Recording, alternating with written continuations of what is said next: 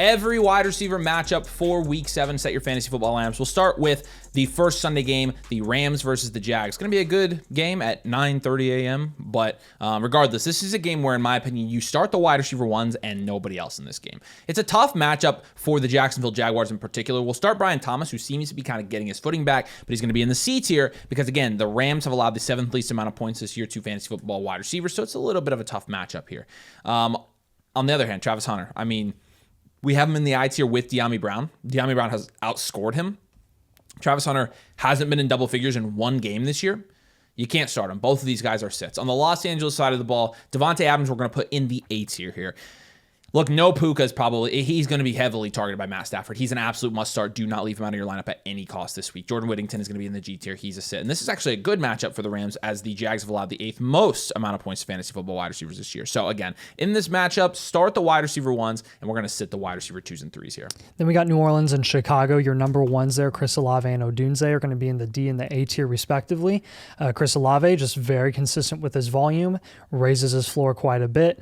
You can rely on him in your flex pretty much every single week. And then Odunze on the other side, we expect him to bounce back in what was kind of a odd matchup against Washington where Swift kind of just popped off and nobody else did much. Caleb was kind of struggling.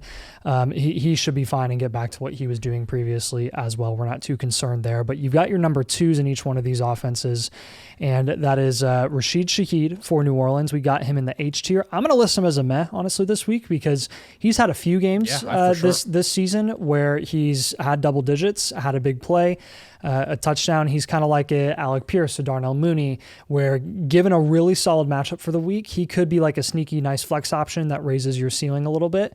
And with all the wide receiver injuries right now, a lot of teams like myself, if I had Rashid Shaheed, would probably consider flexing him. Like in the Flock League. But with Shaheed, this matchup against Chicago's secondary, they've allowed the 7th most amount of points to wide receivers this season. So a green matchup for New Orleans. And if they end up down early in this game, they're going to be passing the ball a lot. But Luther Burden and Zacchaeus, both going to be in the I tier here.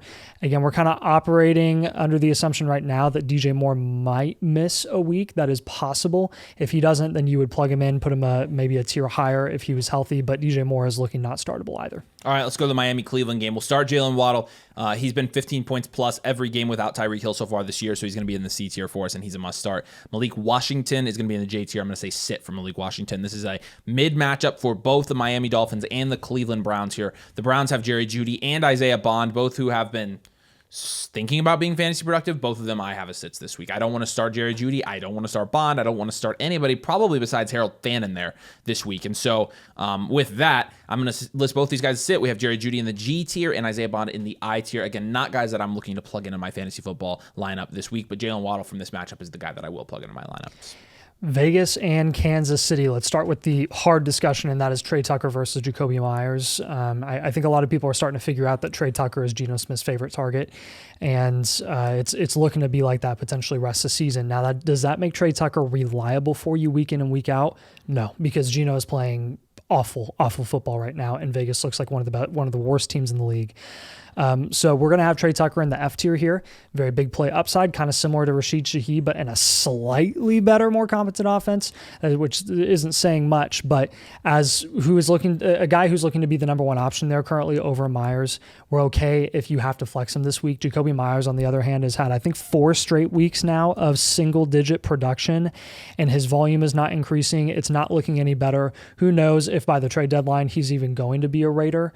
There are questions about that as well, but until we know more and until we get past this Kansas City matchup, which is very, very unfriendly for wide receivers, the 6th least amount of points to fantasy wide receivers this season, can't start Jacoby Myers. He will be a sit this week. Then you've got Kansas City and with Rashee Rice coming back from the suspension this week. We got him in the B tier. Greens across the board for matchup. The offense in Kansas City looking awesome. Good Vegas light for Kansas City's offense against Vegas as well. But Xavier Worthy is going to be in the D tier here behind Rashid. Both of these guys, the 1 and the 2, I think are must starts this week. All right, this one's a little bit tough. It's going to be a good game between Philadelphia and Minnesota. The problem is Minnesota has been so good against fantasy football wide receivers this year. And so you have to talk about these Philly wide receivers, and I think the one I want to start here is probably A.J. Brown still. As long as he's on the team, I think he's going to be the guy that in tough matchups comes alive. Now, you can make the argument that you could switch Devonta Smith and A.J. Brown here. If you want to do that, I'm totally cool with with it. I'm more comfortable starting Brown than I am Devonta Smith so far. So I'm going to have A.J. Brown in the D tier and Devonta Smith in the F tier here. Again, the toughest matchup in the league for them. And so, Devonta Smith's kind of hit or miss anyways. If he has a big play, he easily salvages his day here. But I don't care which Eagles wide receiver you want to start. I think there's going to be one that probably has a dud game this week, and maybe both of them. Now, on the Minnesota side of the ball, it's a neutral matchup. The Eagles secondary hasn't been as good as advertised for fantasy purposes. And so Justin Jefferson's an A-tier quarterback. We still do have Carson Wentz in at quarterback. And so with that, Jefferson's going to be an A-tier guy. We'll see what happens when J.J. McCarthy comes back, but he's a must-start until then. Now, Jordan Addison, I probably will have as a start in this game. I think they're going to be playing from behind a lot here. They are obviously, they still are going to be throwing to Justin Jefferson a lot, Bev Hockenson as well. But I think if anything, it's an easier matchup for him than it is Devontae Smith, and he's probably going to be getting some more garbage time to points like he kind of has in the last couple of weeks. Whereas Devontae Smith, I could see Saquon having a big day here in this matchup for this Philadelphia team. And so again, A-tier for Justin Jefferson, F-tier for Jordan Addison, and we'll start both of those guys this week against the Philadelphia Eagles. I'm not going to spend much time on Carolina and the New York Jets because no one wants to hear about it. This is going to be disgusting. Almost red lights across the board. Both have pretty stout defenses when you're talking about their past defenses. Ted McMillan, literally, of anyone in this matchup, is the only startable wide receiver. He's also going to be in the D tier because it's not a pretty matchup. His volume went down last week. His day was salvaged by touchdowns. We need to see the touchdowns and the volume go up. Hopefully that can happen this week against the Jets, but he's going to be lined up against Sauce Gardner, so it could be a rough day. Leggett behind him is a sit in the J tier. Josh Reynolds taking the place of Garrett Wilson. He's not going to come even close to production there in the H tier. Everybody else out there, everybody else beyond him is unrankable. It is so disgusting in the Jets offense right now, and as long as Fields is QB, nobody's going to be relevant beyond Garrett Wilson. Yeah, in the New England-Tennessee game, I got the other ugly game here. Stephon Diggs is probably the only guy I'm saying yes start. I think Stephon Diggs has a bounce-back game. I don't think what you saw last week is going to be indicative of his rest of season outlook. So we'll go F tier, but I honestly feel it's a good feeling about the F tier here, similar to Jordan Addison. Kayshon Boutte, I'm not going to tell you to start. We have him in the G tier below. But the thing is, Kayshon Boutte, when he's not had touchdowns in games, he did have that 16-point game in week 1, but in those last 5 games, the 3 without touchdowns were 4, 2, and 7 points. So you're basically betting, is Kayshon Boutte gonna catch a touchdown this week? I'm probably not gonna try that and put him in my lineup, to be honest with you. On the Tennessee side of the ball, again, yellow light matchups on both sides here. Tennessee, we've got Alec Iomanner. Of course, we're not counting on Calvin Ridley playing with a hamstring injury. So you could make the argument that Alec Iomanner is this must start, blah, blah, blah, but you're talking about the worst offense in the league the first week after their head coach got fired. So realistically, I'll put him as a meh. If you want to throw him in, you're feeling lucky, go for it. I don't feel super comfortable starting Alec Iomanner or anybody in that offense at the moment, to be honest with you. And Van Jefferson is the last guy I want to start on my fantasy roster, even though we do have him in the I tier because of the Calvin Ridley injury.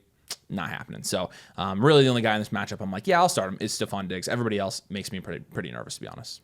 We'll see if the Giants can keep their momentum going against what is a really stout run defense and pass defense for Denver just across the board. Defensively, Denver looking really solid, which is why I am going to have Wan'Dale Robinson listed as a meh this week in the G tier. He had a 20-plus point game performance last week against Philadelphia, which was very, very impressive, very solid. I think we've seen this from Wan'Dale plenty of times in the past before, though, when he's kind of thrown into a top option role. He just becomes very boom bust. He can command a decent amount of target volume to raise his floor a little bit, but again, in a matchup where you're probably going to be lined up against Pat Surtain a decent amount, I don't really know what he's going to be capable of here against Denver. I'm just crossing my fingers and hoping that Jackson Dart can work some magic again and find a wide open Wan'Dale for a big explosive touchdown like you saw against Philly. But beyond that, no other wide receiver there startable. Cortland Sutton, the only other guy in this matchup that I'm very comfortable starting in the C tier. The secondary for the Giants is not that great. They've allowed the third most amount of points to wide receivers this season. I would expect a bounce back week for Sutton, who was a little slower last week against the New York Giants, lined up against Sauce Gardner, but that whole matchup was disgusting. He only had 2.5 points, but expect him to bounce back and be fine here. Against a defense that needs to figure a lot of things out, and I don't think it's going to be against Bo Nix and Cortland Sutton. But beyond that, Troy Franklin, Marvin Mims are not startable. Yeah, let's go to the Indianapolis-Los Angeles Chargers game. A good matchup, but a tough matchup for Indianapolis, as Los Angeles has given up the second least amount of points to fantasy football wide receivers so far this year. So Michael Pittman is somebody we're going to have in the D tier. He is somebody that I'm going to say to start this week. I think Michael Pittman probably finds the end zone again or has enough targets to where he makes it kind of work. But then I'm going to taper it down here and go Josh Downs is a meh. Josh Downs has had good weeks, but he had 16 points last week. He did have a touchdown touchdown as well. So we'll see if the target volume continues. I don't think we have a large enough sample size confidently to say Josh Downs is like back when he's only got 7 targets last week. He's still only on the field for about 50% of snaps there, whereas Michael Pittman's going to be on the field the whole time. Alec Pierce will put in the I tier as well. Again, a tough matchup for these Indianapolis Colts. Now, on the other side of the ball, QJ is looking like he's practicing today. It's Wednesday. Looks like he's going to be back. And so Los Angeles, we're going to have QJ C tier start, Ladd C tier start, Keenan D tier start.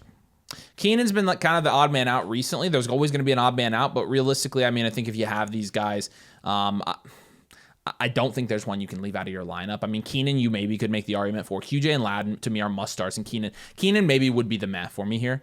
So I'll make Keenan a meh. I just do feel better about starting Ladd and QJ right now. Keenan has been the odd man out recently. Maybe that continues. But regardless, it's very good. It's going to be very tough to guess which one of these Los Angeles Chargers.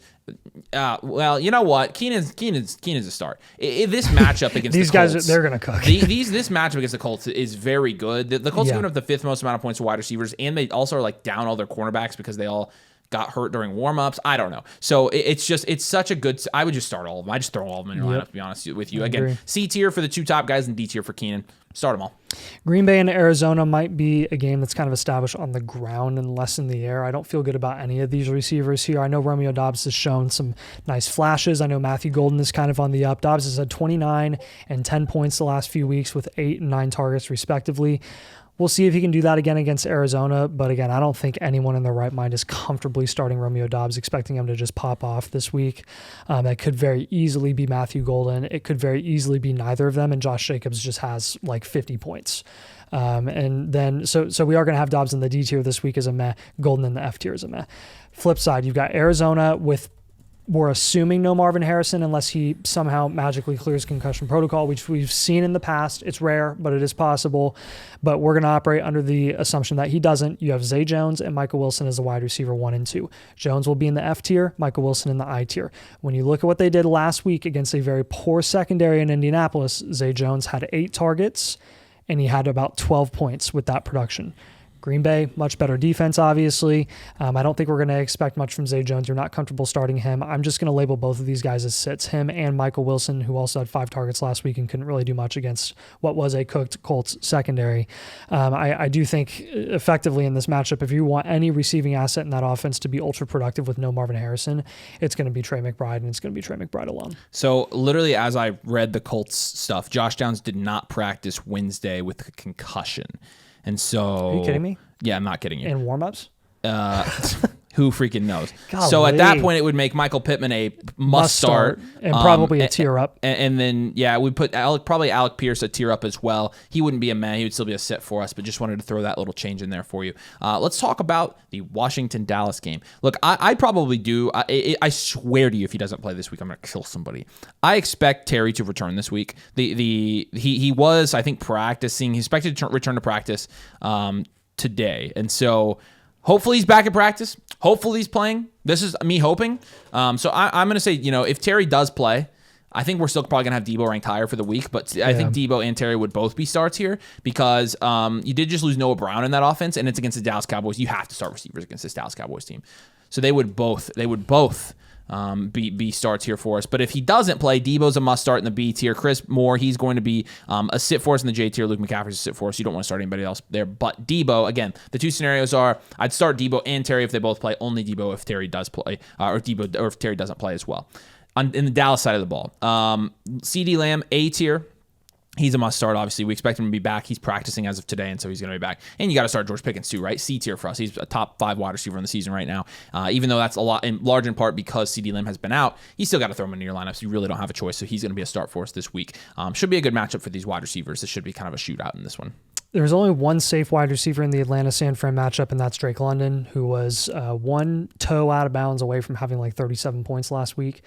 London's going to be in the A tier this week in what's a neutral matchup against San Fran's secondary. Behind him, you have Casey Washington listed as wide receiver 2 right now. I will note, though, Darnell Mooney, who was very, very close to coming back last week. They declared him out. Maybe going this week. It depends on what his practice schedule is and if he's going to be limited, if he's going to be a full go, whatever. Regardless, keep that on your radar. I don't think you want to be starting Darnell Mooney regardless because he hasn't really done much this season and he has been banged up, but that would just move him up to like being rankable. And if you're absolutely desperate and have to flex him, then cross your fingers, hope that he has a Rashid Shaheed day.